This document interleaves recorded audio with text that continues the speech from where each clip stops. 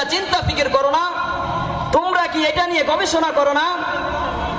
আমি যদি এই যে আমি তোমাদেরকে দিনটা দিলাম, আমি যে তোমাদেরকে রাতটা দিলাম, এই রাতটা যদি আমি না দিতাম বা এই রাতটাকে কেউ কি পারতো, কারো শক্তি সামর্থ্য আছে দিনে পরিণত করতে পারবে?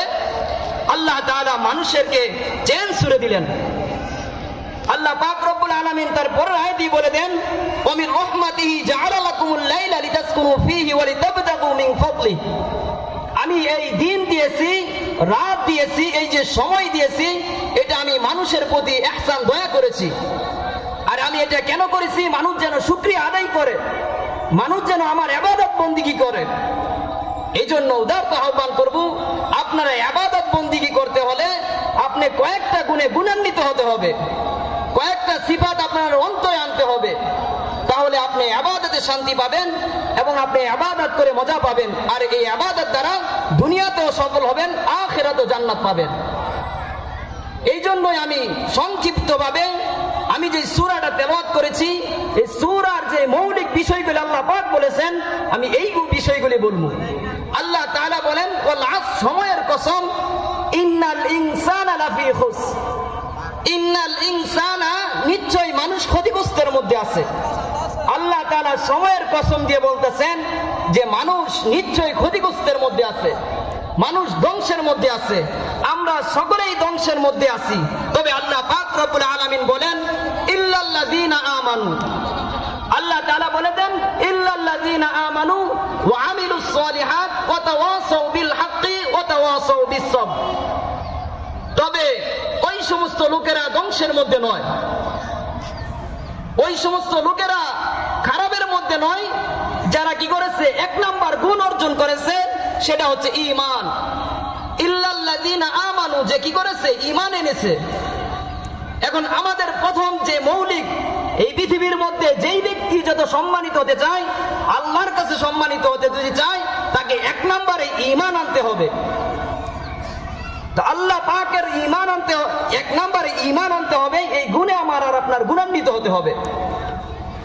ঈমান কাকে বলে? আজ থেকে 1400 বছর আগে আল্লাহ রাসূল সাল্লাল্লাহু আলাইহি ওয়াসাল্লাম, আল্লাহ রাসূল সাল্লাল্লাহু আলাইহি ওয়াসাল্লামকে জিবরাইল আলাইহিস সালাতু ওয়াস সালাম জিজ্ঞাসা করেছিলেন যে মাল ঈমান, ইয়া রাসূলুল্লাহ, ঈমান কি? রাসূল সাল্লাল্লাহু আলাইহি ওয়াসাল্লাম বলেছিলেন, তুমিনা বিল্লাহি ওয়া মালাইকাতিহি ওয়া কুতুবিহি ওয়া রুসুলিহি ওয়াল ইয়াউমিল আখির ওয়া তুমিনা বিল কদরি খাইরিহি ওয়া শাররিহি। রাসূল সাল্লাল্লাহু আলাইহি ওয়াসাল্লাম জবাব দিলেন যে ঈমান হচ্ছে এক নম্বরে আল্লাহ তাআলার প্রতি তোমাকে বিশ্বাস স্থাপন করতে হবে। তুমি কারোর সাথে, আল্লাহর সাথে তুমি কাউকে শরীক করতে পারবে না, তোমাকে একমাত্র আল্লাহর উপর ঈমান আনতে হবে। এখন সমাজে, আমাদের দেশে এমনও মানুষ আছে যারা ঈমান হরণ করার জন্য পাপাচারে মানুষকে লিপ্ত করে দেয়।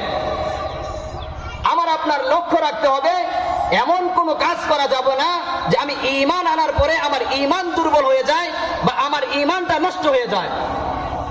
হাদিসের মধ্যে আছেন, যখন একটা মানুষ যখন গুনার মধ্যে লিপ্ত হয়, মানুষ যখন পাপাচারের মধ্যে লিপ্ত হয়, তখন তার ঈমান দুর্বল হতে থাকে, তার কলবের মধ্যে দাগ লাগতে থাকে।